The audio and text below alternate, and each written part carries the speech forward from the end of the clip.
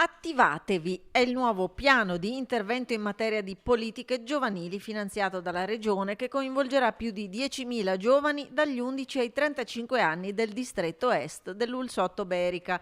Il progetto, elaborato dal Comune di Vicenza nel ruolo di capofila con i comuni di Sossano e Due Ville, consentirà di creare una connessione tra i comuni per promuovere in sinergia le attività a favore dei giovani.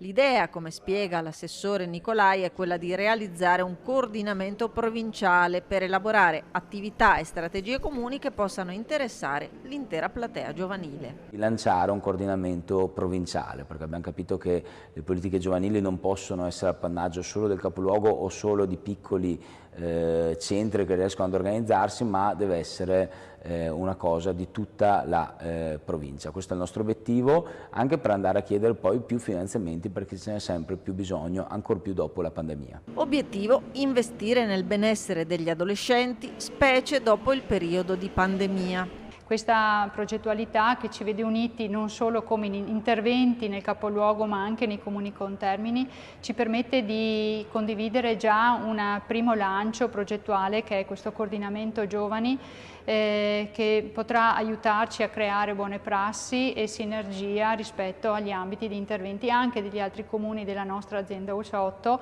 e della provincia di Vicenza che si occupano di politiche giovanili.